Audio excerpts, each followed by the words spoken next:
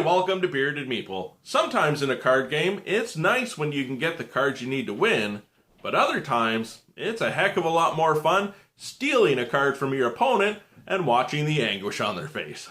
Today, we're going to look at a filler card game that plays 2 to 4 people, ages 8+, and it plays in about 15 to 30 minutes. It's all about taking treasure from the vault, or stealing it from your opponent, get the most, and you'll win. It's brought to us by Portal Dragon. It's Pick the Lock. Let's take a look at it.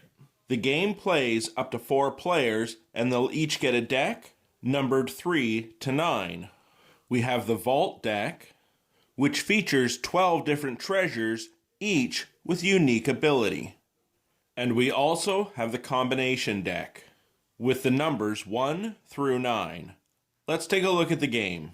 The game is played over several rounds. The player with the most treasure at the end will win. On your turn, you have 2 options. You can use a card and attempt to steal a treasure from the vault, or you can steal a treasure from an opponent. You can also discard a card from your hand and return a treasure to the vault if you choose to. When it comes to game setup, the number of treasures used will be determined by the number of players. And there's a couple ways you can do it. You can do it closed vault, where you don't see what you're going after, or you can have them face up and do it as an open vault. Another way you can play is stacking the deck. Players will get to select what treasures they'd like to see in there, and then they can decide if they want the card face up or face down.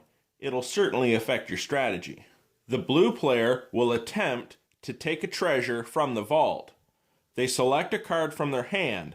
This will set the range of the combination. So the range will be from 1 to 7.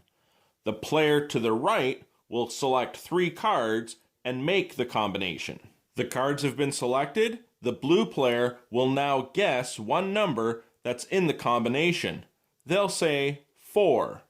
So the cards are revealed. As blue's guess was not in the combination, it's a failed attempt. They do not get the treasure.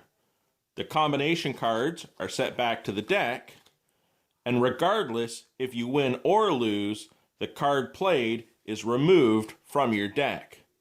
If they'd been successful, they would get to select the top treasure and place it in their play area face up. As the game has progressed, red would now like to steal a treasure from blue. They select a card from their hand to set the range of the combination, and they're able to use the ability on their opponent's treasure. Instead of grabbing 3 cards, blue can only select 1 card for the combination. Red calls a number, keeping in mind the ability of being able to add 1 to the guess, so they'll call 4, because it could also be a 5. The card's revealed, they've cracked the combination, and they get the treasure. The card is discarded. The player with the most treasures at the end of the game will win. And that, my friends, is Pick the Lock, a light filler game that definitely has some strategy. One, as you're using your card to set the value of the combination, but more importantly, using the abilities on the treasures, get the most treasures, and you'll win.